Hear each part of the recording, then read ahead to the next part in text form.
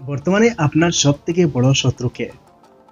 ভাবুন তো, শেষ কবে নিজের কথা ভেবে শান্তিতে সময় কাটিয়েছেন?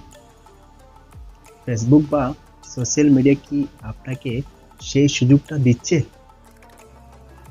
ফেসবুকের একটা অদ্ভুত ক্ষমতা আছে। এটা দুনিয়ার সব সমস্যাকে আপনার সমস্যা বানিয়ে নেয়। আপনার নিউজ ফিড ভরা থাকবে ট্রল, তর্ক বিতর্ক, অশ্লীলতা, রাজনীতি বা কারো জীবনের সুখ দুঃখের গল্প। আপনি না চাইলেও এগুলো আপনার মাথায় ঢুকে যায়। আর শুধু কি তাই, ফেসবুক আপনার সবচেয়ে দামি জিনিসটা ধীরে ধীরে খেয়ে ফেলে। সেটা হলো সময়। আপনার হয়তো 5 মিনিটের জন্য ঢোকা, কিন্তু স্ক্রল করতে করতে কখন 30 মিনিট পেরিয়ে গেছে বুঝতেই পারেন না। ফোকাস, সেটা ধ্বংস। কাজের মাঝে ফেসবুক খুললেন, হঠাৎ একটা পোস্ট দেখলেন, সেটা নিয়ে ভাবতে শুরু করলেন। যে কাজটা 1 ঘন্টা শেষ করার কথা, সেটা এখন সারাদিন লেগে যাচ্ছে। আর চোখের ঘুম। অনেকেই রাতের বেলা ফোন নিয়ে শুয়ে ফেসবুকে স্ক্রল করতে থাকেন। ঘন্টার পর ঘন্টা হয়ে যায়, ঘুম আসে না। সকালে উঠে ক্লান্তি, দিনভর মনোযোগিতাহীন। এখন কি করবেন? নাম্বার 1, নিয়ম তৈরি করুন। ফেসবুক ব্যবহারের সময় একটা সীমা থাকা জরুরি। আপনি দিনে কতক্ষণ ফেসবুকে থাকবেন সেটা আগে থেকেই ঠিক করে নিন। উদাহরণস্বরূপ, কাজের সময় বা পড়াশোনার মাঝে ফেসবুক থেকে দূরে থাকুন।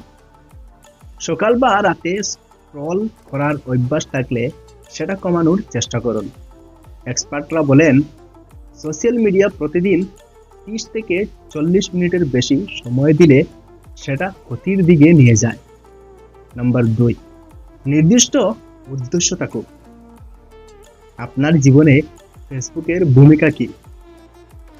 এটা মনোযোগের জন্য, কাজের জন্য, নাকি শুধুই বিনোদনের জন্য?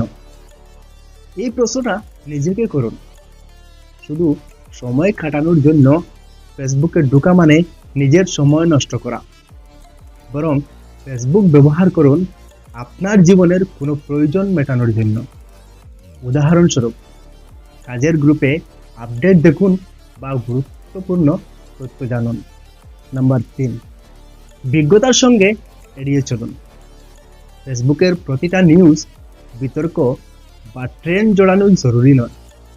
এসব দেখে যদি আপনার মন খারাপ হয় বা মানসিক চাপ বাড়ে, তাহলে সেগুলো এড়িয়ে চলুন।